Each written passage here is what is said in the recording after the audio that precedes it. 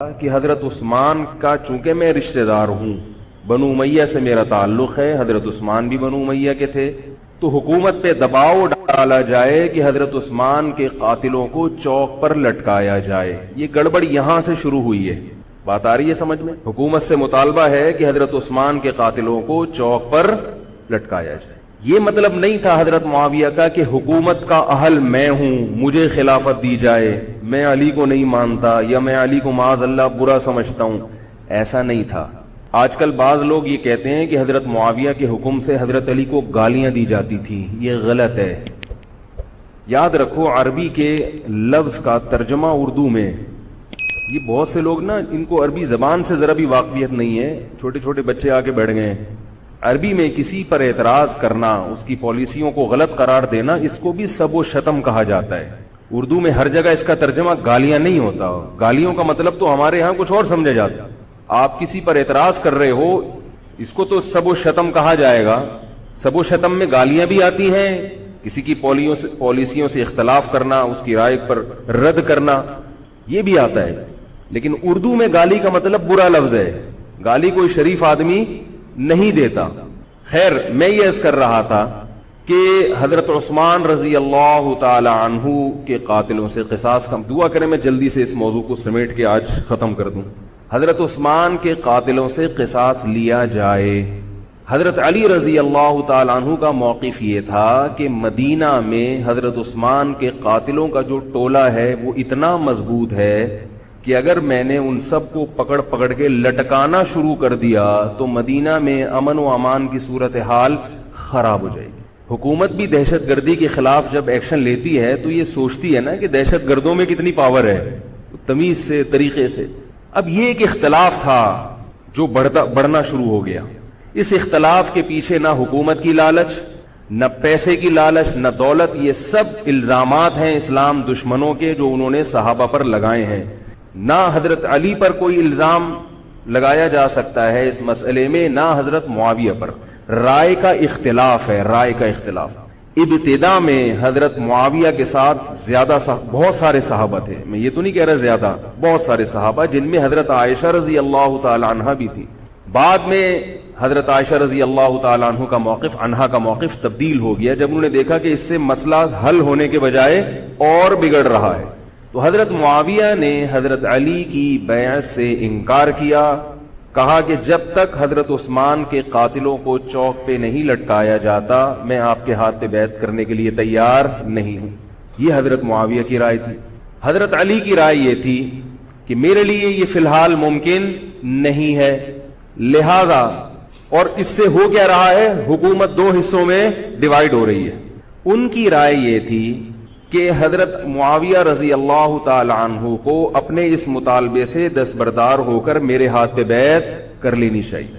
اور قرآن کا حکم ہے وَإِن طَائِفَتَانِ مِنَ الْمُؤْمِنِينَ اقْتَتَلُوا فَأَصْلِحُوا بَيْنَهُمَا فَإِن بَغَتْ إِحْدَاهُمَا عَلَى الْأُخْرَى فَقَاتِلُوا الَّتِي تَبْغِي حَتَّى تَفِيءَ إِلَى أَمْرِ اللَّهِ، کہ اگر مسلمانوں کا کوئی فریق بغاوت پہ اتر آئے، حکومت وقت سے لڑائی کرے، قاتل التی تبغی، تو جو طبقہ حکومت کو تسلیم نہیں کر رہا یا حکومت کے خلاف بغاوت کر رہا ہے اس سے قتال کرو۔ حضرت علی کا موقف یہ تھا کہ قرآن مجید کی یہ آیت مجھ سے مطالبہ کر رہی ہے کہ جو لوگ میرے ہاتھ پہ بیعت نہیں ہو رہے جبکہ میری خلافت قائم ہو چکی ہے، تو میں مسلمانوں میں تاکہ اختلاف اور انتشار نہ ہو، میں اس فریق کو تلوار کے زور سے بیعت کرنے پر مجبور کروں۔ بات آ رہی ہے سمجھ میں کہ نہیں آ رہی ہے؟ آج تو پولیس بھی نہیں بلا سکتے، موبائل ہی نہیں ہے بھائی، بند پڑے ہوئے، ورنہ میں پولیس بلوا لیتا آج آپ کو بات سمجھانے کے۔ لیکن میں کہتا ہوں کہ میں پولیس اگر بلواتا، اگر پولیس ہی کو سمجھ میں نہیں آئی، یہ بھی تو بڑا مسئلہ ہے۔ خیر، تو حضرت علی کا موقف یہ تھا۔ حضرت معاویہ کا موقف یہ تھا کہ حکومت کے خلاف بغاوت غلط ہے نا، جس کو حکومت مان لیا ہو، جب تک میں نے خلیفہ مانا ہی نہیں ہے تو میرا یہ عمل بغاوت نہیں کہلائے گا۔ یہ اختلاف رائے ہے، اور یہ اختلاف صحابہ میں بھی ہوا ہے، تابعین میں بھی ہوا ہے، ائمہ مجتہدین میں بھی ہوا ہے، اور آج تک ہوتا آ رہا ہے۔ اس قسم کے اختلافات مکمل ختم نہیں ہو سکتے۔ یہ صحابہ میں بھی ہوا ہے، قرآن و حدیث کو سمجھنے کا اختلاف کہا جاتا ہے اس کو۔ اور اس اختلاف کے بارے میں نبی صلی اللہ علیہ وسلم کی صحیح حدیث ہے اذا اجتهد المجتهد فإن أصاب فله أجران وإن أخطأ فله أجر واحد. جب کوئی مجتہد اجتہاد کرتا ہے، کیا مطلب قرآن و حدیث کو سمجھنے کی کوشش کرتا ہے، اگر وہ صحیح نتیجے پر پہنچ جائے تو اس کو 2 اجر ملتے ہیں، اگر غلط نتیجے پر پہنچے تو بھی 1 اجر ملتا ہے اس کو، اس لیے کہ اس کے بس میں جو تھا وہ اس نے کر لیا. اب پیغمبر تو موجود نہیں ہے جو آگے بتائیں گے کہ یہ صحیح کر رہا ہے یہ غلط کر رہا ہے. میں نے اپنے ایک استاد سے ایک مرتبہ پوچھا کہ حضرت یہ علماء میں جب اختلاف ہوتا ہے کسی مسئلے میں تو عوام بڑی پریشان ہوتی ہے، کیا کریں ہم؟ انہوں نے فرمایا کہ عوام کو یہ بتاؤ کہ ہم پیغمبر نہیں ہیں اور ہم پیغمبر سے براہ راست مسئلہ پوچھ نہیں سکتے. ہمارے پاس جو قرآن و سنت ہے اور جو فقہائے کرام نے اس قرآن و سنت کی تشریح کی ہے، جو فقہ کی کتابیں ہیں، ہم اس میں دیکھتے ہیں. اب اس میں 2 علماء کی رائے میں اگر اختلاف ہو جائے تو اس اختلاف کو ختم کرنے کا ہمارے پاس کوئی راستہ نہیں ہے. نبی ہوتے تو ہم پوچھ لیتے، جب راستہ نہیں ہے تو بھائی اللہ کے نبی نے فرما دیا کہ جو تمہارے بس میں ہے وہ کر لو.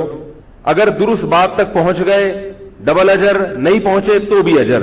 اس میں ہمیں بتا دیا کہ اسلام پر عمل کے لیے اتنا کافی ہے کہ جو تمہاری استطاعت میں ہے وہ کر لو. نہیں آئی بات سمجھ میں؟ اب یہ اختلاف چھوٹے مسائل میں بھی ہو سکتا ہے اور بڑے مسائل میں بھی ہو سکتا ہے. تیسری بھی ایک جماعت تھی. یہ 2 اختلاف تو پتہ چل گئے نا، حضرت علی کا موقف، حضرت معاویہ کا موقف. ایک تیسری جماعت تھی جو یہ کہتی تھی کہ نہ ہم حضرت علی کا ساتھ دیں گے نہ حضرت معاویہ کا، کیونکہ دونوں مسلمان ہیں، دونوں لڑ رہے ہیں، مسلمانوں کو ہم لڑتا ہوا نہیں دیکھ سکتے. ان کا موقف تھا حضرت علی رضی اللہ تعالیٰ عنہ ایک صحابی کے پاس گئے اور ان سے کہا کہ آپ میری جماعت میں شامل ہوں اور اہل شام کے خلاف میرے ساتھ مل کے لڑیں. وہ صحابی گئے کہ لکڑی کی تلوار اٹھا کے لائے. انہوں نے کہا کہ میں نے رسول اللہ صلی اللہ علیہ وسلم سے سنا ہے کہ فتنے کا دور ہوگا، مسلمان آپس میں لڑیں گے، تو تم اس وقت اپنی تلوار کو لکڑی کی بنا لینا. لکڑی کی تلوار کا مطلب جو کسی سے لڑنے کے کام نہ آئے. میں تو نہیں لڑ سکتا. اب حضرت علی نے یہ نہیں کہ اس پہ تلوار رکھ دی ہو کہ نہیں تو جائے گا، یا تو دائرہ اسلام سے خارج ہے، یا تو باغی ہے، ٹھیک ہے نہیں آ رہی سمجھ میں چھوڑ دو. آج جو فتنے کھڑے ہو رہے ہیں نا وہ اس پہ نہیں ہو رہے کہ صحیح کیا ہے غلط کیا ہے. فتنہ اس پر ہو رہا ہے کہ جو مجھے سمجھ میں آ رہا ہے وہ میں تھوپ کے اس کو مسلط کر دوں. مجھے اگر رفع الیدین سمجھ میں آ رہا ہے تو پوری دنیا رفع الیدین کیوں نہیں کر رہی، اور اگر مجھے ترک رفع الیدین سمجھ میں آ رہا ہے تو یہ چند لوگ رفع الیدین کیوں کر رہے ہیں. صحابہ کے دور میں رفع الیدین بھی ہوتا تھا اور ترک بھی ہوتا تھا، پھڈے نہیں ہوتے تھے. صحابہ کے دور میں زور سے آمین بھی تھی اور آہستہ آمین بھی تھی، جھگڑے نہیں تھے. صحابہ کے دور میں امام کے پیچھے فاتحہ پڑھنے والے بھی تھے اور امام کے پیچھے فاتحہ کو ناجائز اور حرام سمجھنے والے بھی تھے، مگر پھڈے بازی بولو بھائی نہیں تھی. تو حضرت علی رضی اللہ تعالیٰ عنہ نے ان صحابی کو مجبور نہیں کیا. حضرت علی کی فوج میں عمار ابن یاسر رضی اللہ تعالیٰ عنہ بھی تھے، زبیر ابن عوام، عبداللہ ابن زبیر رضی اللہ تعالیٰ عنہ. عبداللہ ابن زبیر ابن عوام، حدیث میں آتا ہے کہ جب جنگ صفین میں، جنگ جمل میں دونوں فوجیں آمنے سامنے کھڑی ہوئی ہیں، زبیر ابن عوام رضی اللہ تعالی عنہ نے تقریر کی، اہل شام سے خطاب کر کے کہا کہ اے اہل شام، ہم جانتے ہیں کہ تمہارے ساتھ محمد صلی اللہ علیہ وسلم کی زوجہ ہیں حضرت عائشہ، جو ہمارے موقف سے متفق، یہ صحیح بخاری کی روایت ہے، جو ہمارے موقف سے متفق نہیں ہے لیکن ہے نبی کی بیوی، اور ساتھ کس کا دے رہی ہے؟ تمہارا. اب اعتدال دیکھیں صحابہ کی رائے میں. فرمایا اللہ کی قسم ہم یہ جانتے ہیں کہ جیسے وہ دنیا میں نبی کی زوجہ تھی جنت میں بھی نبی کی زوجہ ہوں گی، اگرچہ وہ اس معاملے میں ہمارے خلاف ہیں مگر اس کی وجہ سے ہم ان کے جنتی ہونے کا انکار نہیں کر سکتے. کیا مطلب؟ ان کی سمجھ میں جو آ رہا ہے وہ اس کے حساب سے کر رہی ہیں لیکن ہماری سمجھ میں ان کی بات نہیں آ رہی. کیوں؟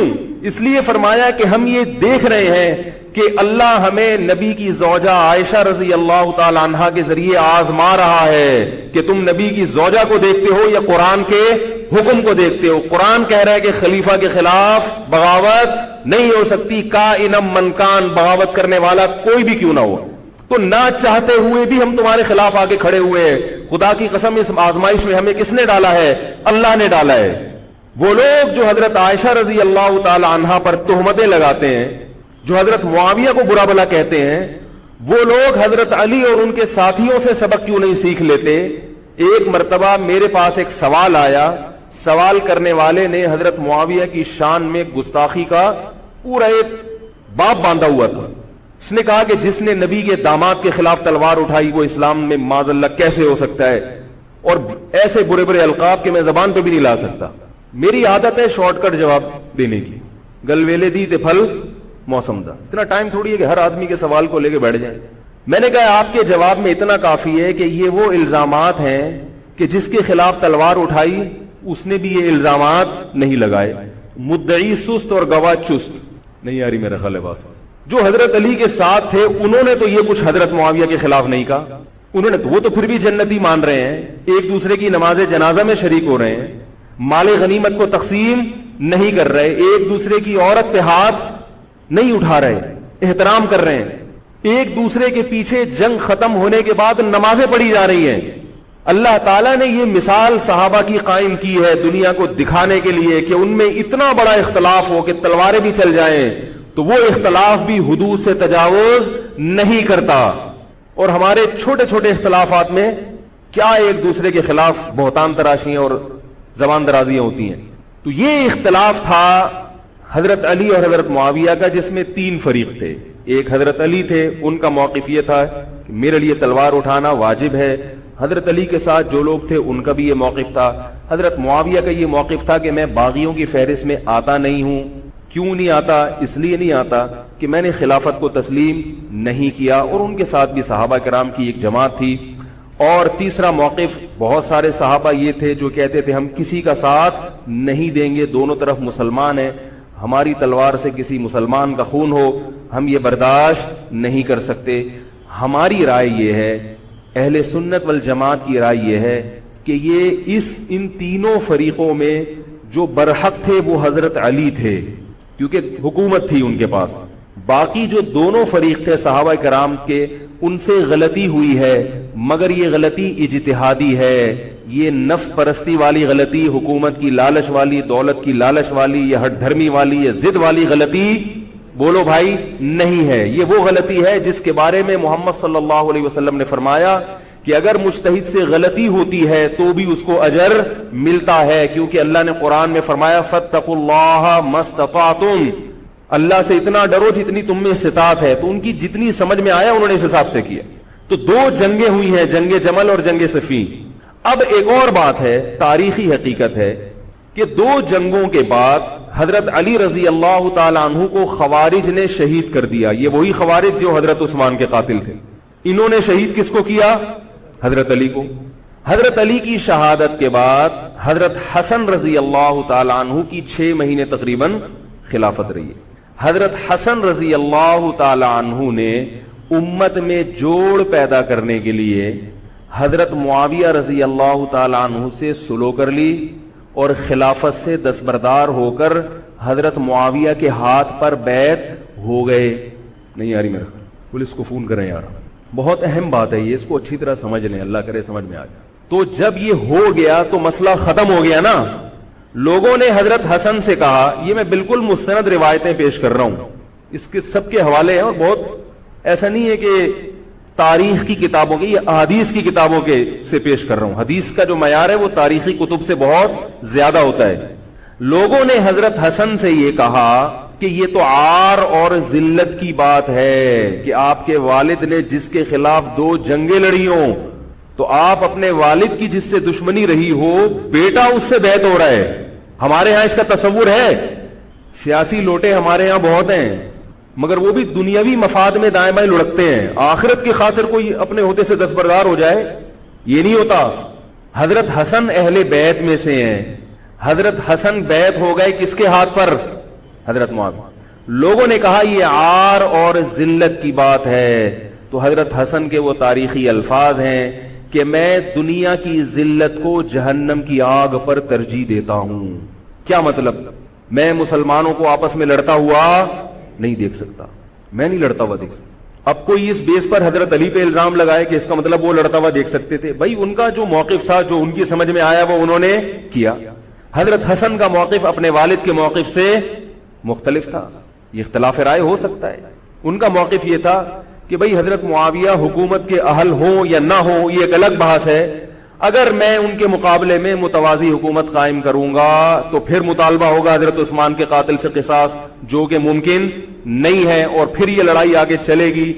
بہتر ہے کہ دستبردار ہو جاؤ کہ حضرت آپ ہمارے خلیفہ ہیں، آپ ہمارے امیر ہیں۔ نبی صلی اللہ علیہ وسلم اس کی پیشگوئی پہلے کر چکے تھے، حضرت حسن رضی اللہ تعالیٰ عنہ کے بارے میں فرما چکے تھے کہ اللہ میرے اس بیٹے کے ذریعے مسلمانوں کے دو فریق میں صلح پیدا کریں۔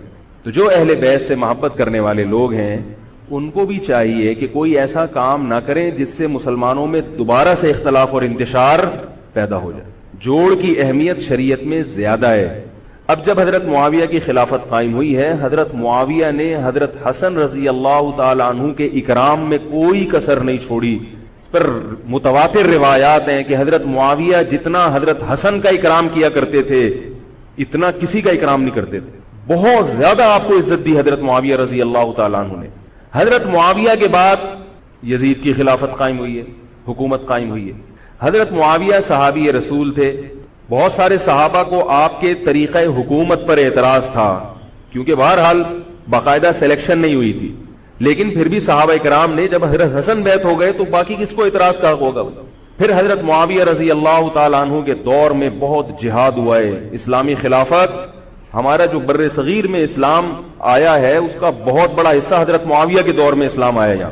حضرت معاویہ کے بعد جب یزید خلیفہ بنا ہے مسلمانوں کا تو بہت سارے صحابہ نے یزید کے ہاتھ پہ، بہت سارے تو نہیں، چند صحابہ نے یزید کے ہاتھ پر بیعت کرنے سے انکار کر دیا۔ وہ اتنے تھوڑے صحابہ ہیں جن کو انگلیوں پہ گنا جا سکتا ہے، جن میں حضرت حسین بھی تھے، حضرت حسن نہیں، حضرت حسن کے بھائی، بولو بھائی، حضرت حسین۔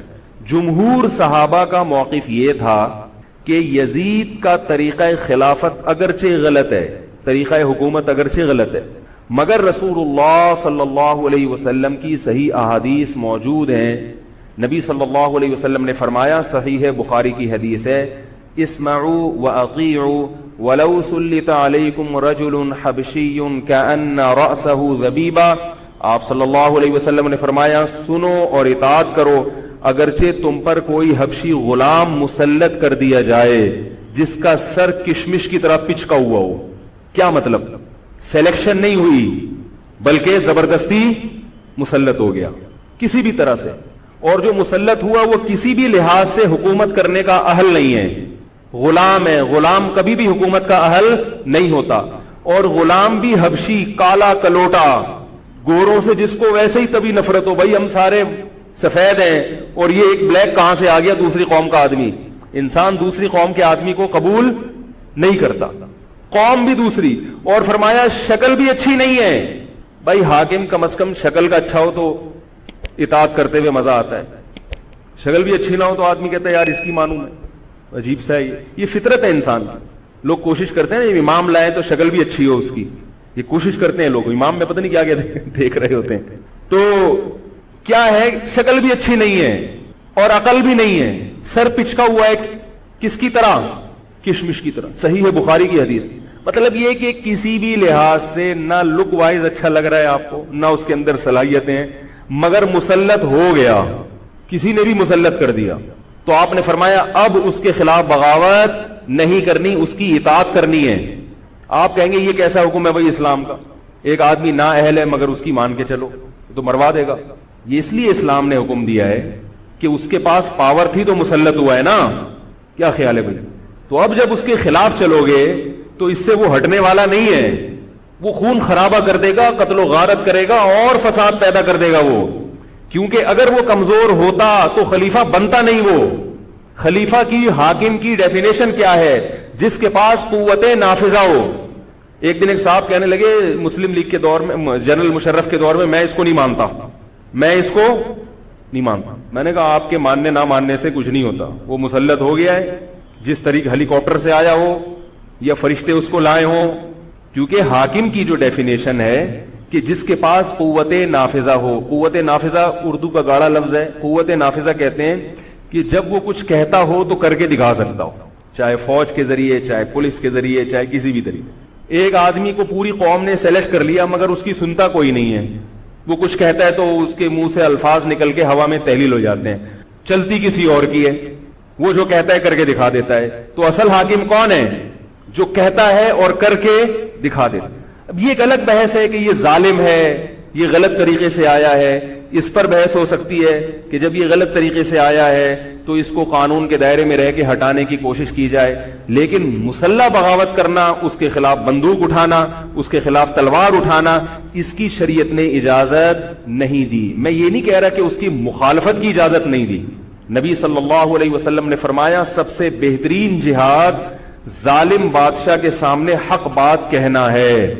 کہنے کی حد تک آپ کو مخالفت کی اجازت ہے کہ بھائی یہ جو وزیر اعظم کا بیان آیا ہے یہ بیان ملک کا بیڑا غرق کر دے گا، ان کی پالیسیاں صحیح، جیسے آج کل ہو رہا ہے کہ اخباروں میں کالم نگار اپنی اپنی رائے لکھتے ہیں حکمرانوں کے بارے میں، لکھنے کی حد تک، بولنے کی حد تک ہے۔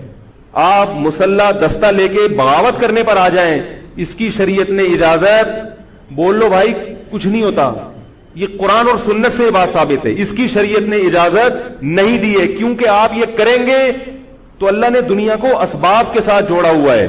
آپ کے پاس کچھ بھی نہیں ہے، نہ آپ کے پاس ٹینک ہے، نہ آپ کے پاس آرمی ہے، نہ آپ کے پاس پولیس ہے، آپ کے پاس صرف جذبہ ہے۔ خالی جذبہ اگر کارآمد ہوتا تو نوح علیہ الصلوۃ والسلام اور آپ کے ساتھ جو 40 افراد تھے ان میں بہت جذبہ تھا، مگر ایک طرف پوری دنیا تھی، اللہ نے جہاد کا حکم نہیں دیا۔ اللہ تعالیٰ نے اس دنیا کو صرف جذبات کے ساتھ یا ایمان کے ساتھ منسلک نہیں کیا، اس دنیا کو دارالاسباب بنایا ہے۔ جذبے کے ساتھ ساتھ کچھ طاقت اور قوت بھی ہونی چاہیے، اور یہ قوت حکومت کے پاس ہوتی ہے، پبلک کے پاس بول لو یار نہیں۔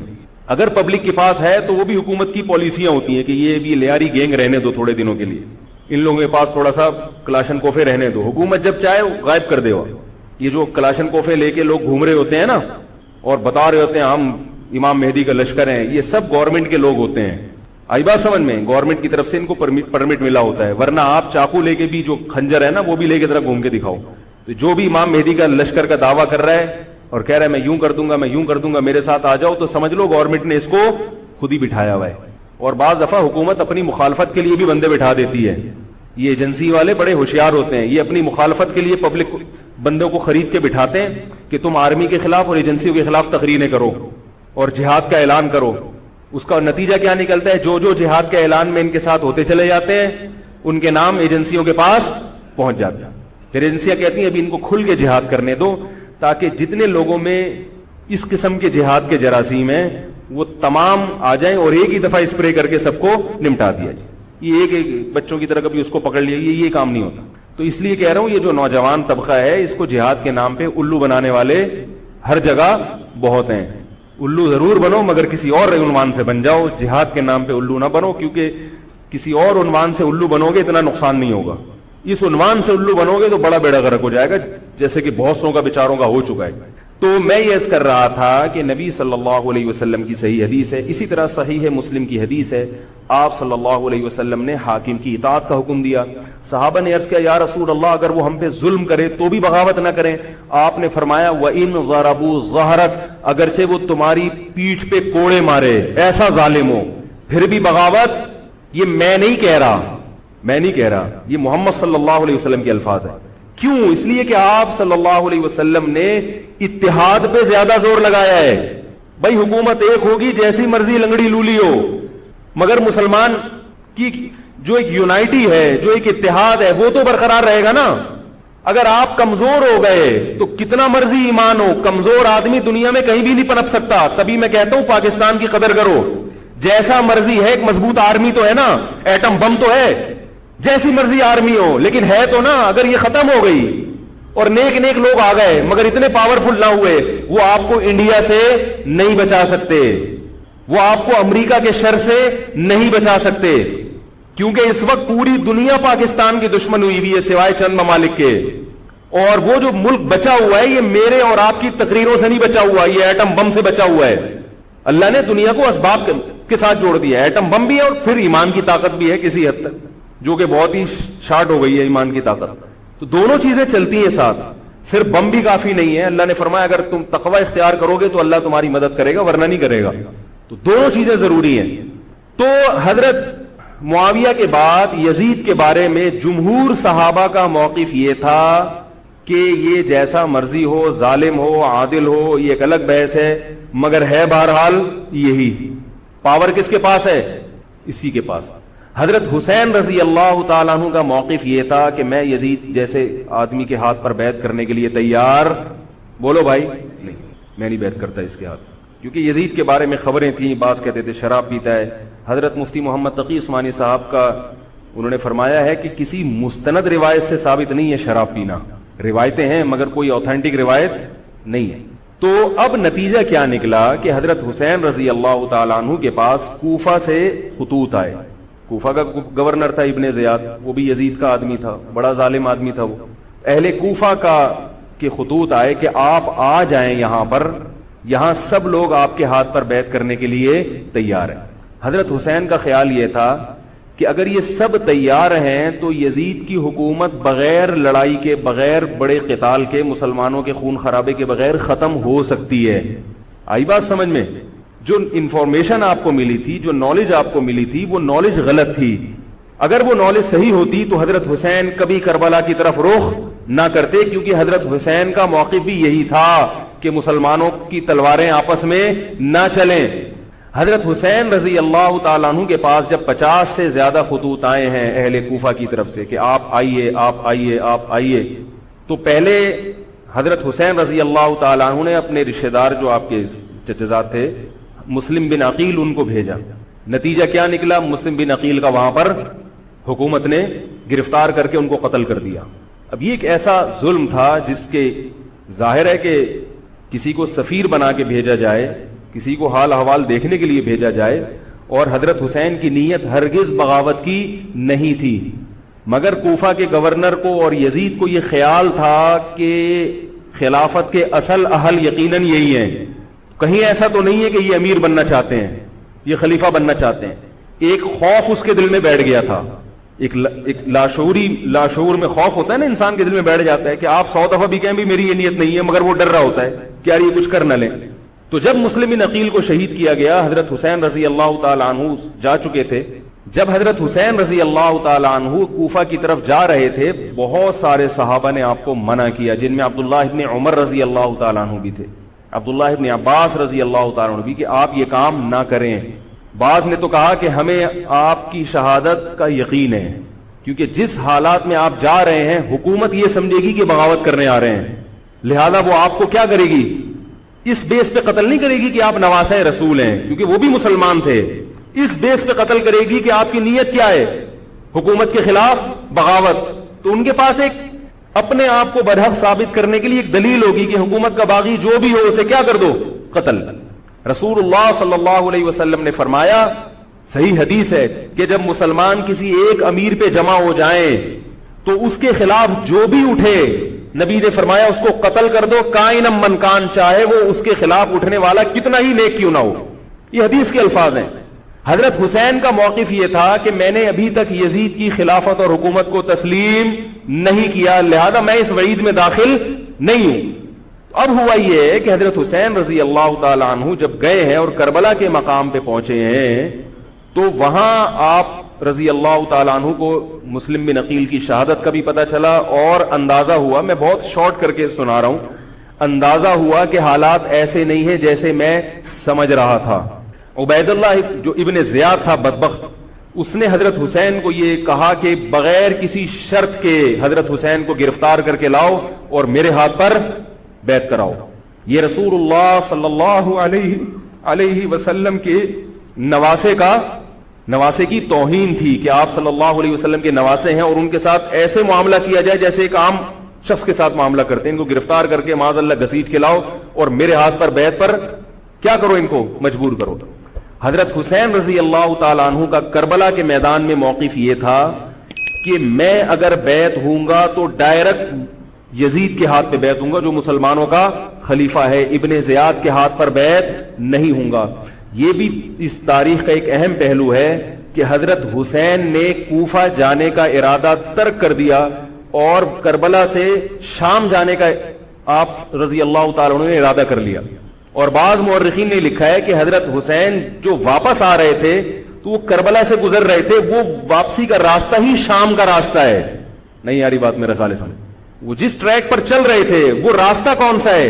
وہ شام کو جاتا ہے. یہ اس کی علامت ہے کہ آپ یزید سے ملاقات کے لیے، مذاکرات کے لیے تیار بولو بھائی ہو چکے تھے کہ میں خود براہ راست یزید سے مل کے حال احوال دیکھتا ہوں، اگر مجھے سمجھ میں آئے تو میں اس کے ہاتھ میں بیعت ہو جاؤں گا. حضرت حسین رضی اللہ تعالی عنہ کا مقصد حکومت کے خلاف تلوار اٹھانا بولو بھائی نہیں تھا، ورنہ وہ اس کے لیے تیار نہ ہوتے. مگر جو ابن زیاد تھا اس نے حضرت حسین رضی اللہ تعالی عنہ اور آپ کے ساتھ جتنے اہل بیت تھے ان پر ظلم یہ کیا اس بدبخت نے کہ اس نے انہیں شام جانے کا راستہ نہیں دیا، اور اس میں اپنی توہین محسوس کی کہ میرے ہاتھ پر بیعت کیوں نہیں ہو رہے، اور لشکر بھیجا جس لشکر نے چاروں طرف سے حضرت حسین رضی اللہ تعالیٰ عنہ کو گھیرا. حضرت حسین نے کہا کہ میں عزت کی جو موت ہے اس کو ذلت کی زندگی پر ترجیح دیتا ہوں. کوئی بھی غیرت مند ہوتا تو اس وقت یہی کرتا کہ بھئی جب میں اپنے دعوے سے بھی دستبردار ہو گیا اور میں شام جانے کے لیے بھی تیار ہو گیا، اب میرا راستہ روکنے کی کیا حقیقت ہے؟ اللہ تعالی کوفہ کے گورنر کے ذریعے حضرت حسین کا قتل کروانا چاہتے تھے تاکہ اس کی بدبختی ساری دنیا کے سامنے ظاہر ہو جائے. اگر حضرت حسین پھر بھی تلوار چلاتے، پھر بھی لڑتے، تو حضرت حسین پر یہ الزام لگایا جا سکتا تھا کہ معاذ اللہ آپ باغیوں میں ہیں. تو اللہ تعالیٰ نے اپنے نبی کے نواسے کو اس الزام سے محفوظ رکھا اور آپ نے لڑائی کا ارادہ ترک کر دیا. حضرت حسین نے کربلا کے میدان میں جو لڑائی لڑی ہے وہ اقدامی لڑائی نہیں تھی، وہ دفاعی لڑائی تھی. دیکھو جب حکومت آپ کو گھیر لے چاروں طرف سے، آپ کہیں ٹھیک ہے بھائی میں لڑائی سے دستبردار ہوتا ہوں، مجھے میرے گھر جانے دو. حضرت حسین کا ایک مطالبہ یہ بھی تھا کہ یا تو مجھے واپس جانے دو مدینہ، میں جہاں سے آیا ہوں وہیں جا رہا ہوں واپس، مکہ جانے دو یا مدینہ جانے دو. ان کا ایک مطالبہ تھا کہ نہیں، ان کو گرفتار کر کے لاؤ اور زبردستی ہمارے ہاتھ پر بیعت کراؤ. یہ ظلم تھا. نتیجہ کیا نکلا ہے کہ کربلا کے میدان میں آپ کو گھیر کر آپ کو بھی شہید کر دیا گیا، اور جتنے اہل بیت تھے مرد سوائے امام زین العابدین کے جو حضرت حسین رضی اللہ حضرت حسن کے بیٹے تھے، ان کے علاوہ جتنے بھی اہل بیت تھے ان سب کو قتل کر دیا گیا. اور یہ اسلامی تاریخ پر ایک بدنما داغ ہے یہ واقعہ کہ ایک اسلامی حکومت تھی اور اس کے اسلامی حکمران تھے، اور ان حکمرانوں کے ہاتھوں محمد صلی اللہ علیہ وسلم کے نواسے کا سر جو ہے وہ گردن اڑائی گئی ہے. مجھ سے خدا کی قسم یہ الفاظ ادا نہیں ہو رہے، میں اپنے جذبات پہ بہت زیادہ کنٹرول کر رہا ہوں. وہ منظر کیا ہوگا کہ جب نبی صلی اللہ علیہ وسلم کے نواسے، آپ صلی اللہ علیہ وسلم کے نواسے کی گردن اڑائی گئی ہو. تو یہ بہت ایک اسلامی تاریخ میں ایک بدترین واقعہ ہے. لیکن بات یہ ہے کہ جب یہ واقعہ ہو گیا اور قتل کر دیا گیا، باقی جتنے بھی جو زندہ بچے تھے اہل بیت وہ یزید کے پاس لے جائے گئے. روایات میں آتا ہے کہ یزید نے ان کا اکرام کیا اور ان کو عزت کے ساتھ تحفے تحائف دے کر واپس کیا. یہ جو کربلا کے واقعات میں جو ظلم کی داستانیں اضافی بیان کی جاتی ہیں، اس کا مستند تاریخی روایات سے کوئی ثبوت بولو بھائی نہیں ملتا. اب لوگوں نے اپنی دکانیں چمکا لی ہیں، پانی نہیں تھا، کئی دنوں سے کھانا نہیں ملا. صحیح روایات سے ثابت ہے کہ حضرت حسین رضی اللہ تعالیٰ عنہ کربلا کے میدان میں وضو کر کے نماز پڑھتے تھے تو پانی تھا تو. اور بعض نے یہ کہا کہ اہل بیت کی عورتوں کی عزتیں اچھالی گئی ہیں. آپ اس طرح کی باتیں کر کے اہل بیت سے محبت کا اظہار کر رہے ہو یا ان کی توہین کر رہے ہو؟ بولو بھائی. اگر کوئی عزت دار پاک دامن عورت ہو، بالفرض اس کی عزت پہ ڈاکہ ڈلتا ہے بالفرض، تو آپ اس بات کو چھپاؤ گے نا، آپ جھوٹ بولو گے، بولو گے نہیں بھائی اس کی عزت پہ کوئی آنچ نہیں آئی ہے. کیونکہ جب عورت کی عزت کو آپ کوئی تار تار کر دے اور آپ ممبر پہ بیٹھ کے اس کو بتا دو تو وہ عزت تار تار ہونے سے اتنی بے عزتی نہیں ہوگی جتنی اس بات کو بیان کرنے سے اس کی بے عزتی ہوگی. حقیقت یہ ہے کہ کسی مستند روایت سے ثابت نہیں ہے کہ اہل بیت کی عورتوں کی عزتوں کو اچھالا گیا. وہ نبی کے گھرانے کی عورتیں تھیں، ان کا ناخن بھی کوئی نامحرم مرد نہیں دیکھ پاتا تھا.